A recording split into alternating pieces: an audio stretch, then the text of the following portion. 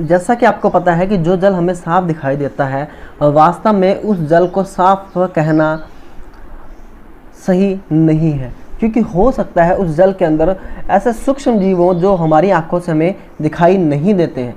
तो ये सूक्ष्म जीव जब जल में उपस्थित होते हैं तो ये क्या करते हैं, ये हमारे शरीर में कई बीमारियां उत्पन्न करते हैं।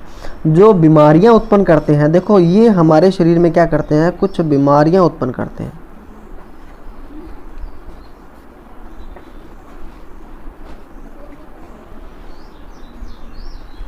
तो ये कौन कौन सी बीमारियां हैं, इन बीमारियों को हम जानेंगे, लेकिन उससे पहले मैं आपको बता दूं कि जल जो पीते हैं उस जल को उबाल कर ठंडा करके पीने से कुछ फ़ायदे होते हैं। देखो जब आप जल को उबालते हो तो जल को आपने उबाला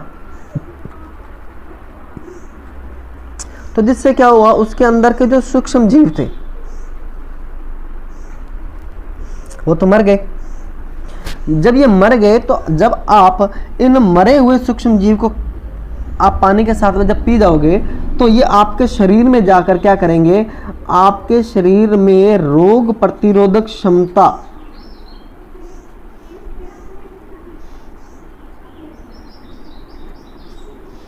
बढ़ाएंगे।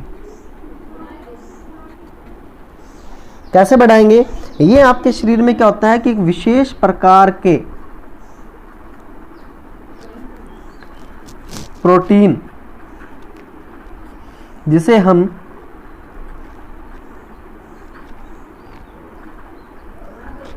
एंटीबॉडी कहते हैं, बनाते हैं और बीमारियों से लड़ने की क्षमता प्रदान करते हैं। तो इसलिए जल को उबालकर पीना चाहिए, जिससे सूक्ष्म जीव मर जाएंगे और हमारी रोग प्रतिरोधक क्षमता जो है वो बढ़ जाती है। लेकिन अगर हम मान के चलो जल को उबालकर नहीं पीते हैं तो जब सूक्ष्म जीव जीवित रूप में हमारे शरीर में जाएंगे तो हमें अनेक प्रकार की बीमारियां उत्पन्न कर सकते हैं। अब देखते हैं कि इनके साथ में कौन कौन से सूक्ष्म जीव हमारे शरीर में जा सकते हैं। तो सूक्ष्म जीव की हम बात करते हैं तो सूक्ष्म जीव के रूप में हमारे शरीर में विषाणु जा सकते हैं, जीवाणु जा सकते हैं, हमारे शरीर में प्रोटोजोआ जा सकते हैं और हमारे शरीर में अनेक प्रकार के कृमि भी जा सकते हैं। कृमि का मीन होता है छोटे छोटे कीड़े। तो देखो जब ये हमारे शरीर में जाते हैं तो हमारे शरीर में अनेक बीमारियां करते हैं। अब बीमारियों की बात करें तो हमारे शरीर में उत्पन्न होने वाली बीमारियां कौन कौन सी हैं वो देख लेते हैं अपने। तो बीमारियों के रूप में मुख्य रूप से अगर हम देखें तो हैज़ा क्या होता है, सामान्य रूप से आपको उल्टी और दस्त हो जाते हैं गर्मियों के अंदर, ये हैज़ा होता है।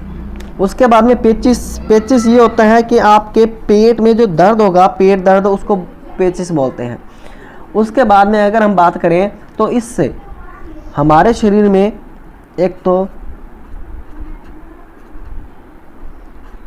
हिपेटाइटिस, पीलिया,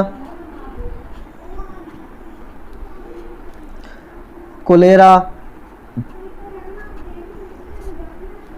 टाइफाइड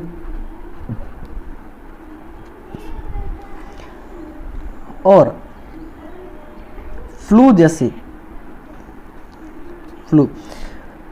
नामक रोग हो जाते हैं। अगर मैं बात करूं कि एक बीमारी जिसको हम बोलते हैं बाला या नारू रोग के नाम से जानता है, ध्यान रखना, बाला या नारू रोग, क्लास 10 का महत्वपूर्ण क्वेश्चन है इस चैप्टर का, ये जो काफ़ी बार क्वेश्चन में आया हुआ है और इस बार भी उम्मीद है ये क्वेश्चन आने की। तो आइए हम बात करते हैं बाला या नारू रोग की। तो बाला या नारू रोग जो है, ध्यान रखना, ये एक कृमि से होने वाला यानी कि एक कीड़े से होने वाला रोग है, कृमि रोग है, यानी कि कृमि से होता है। इस कृमि का जो नाम है वो बताने जा रहा हूँ आपको मैं, वो नाम आपको याद रखना है क्योंकि काफ़ी बार पेपर में पूछा गया है। इसका नाम है ड्रैकन कुलस मैंडीनेसिस।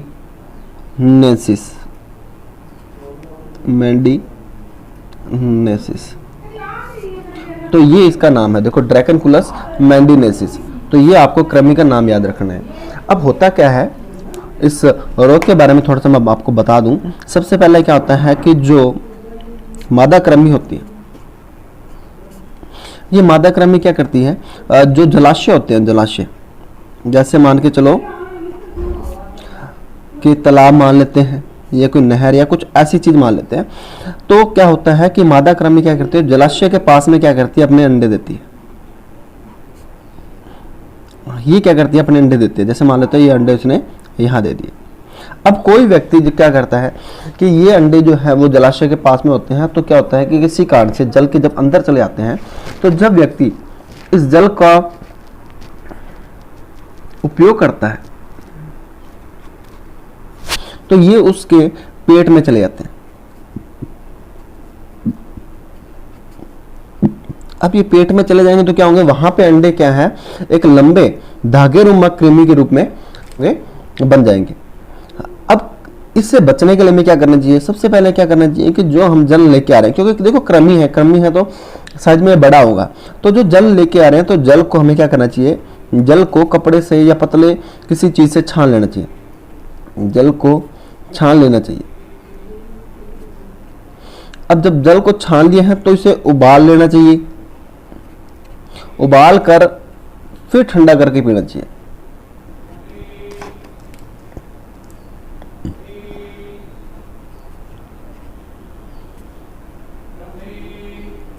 तो देखो पहले सबसे पहले जल को छानना है, फिर उबालना है, फिर ठंडा करके पीनी है। तो क्या होगा कि ये बाला या नारू रोग नहीं होगा।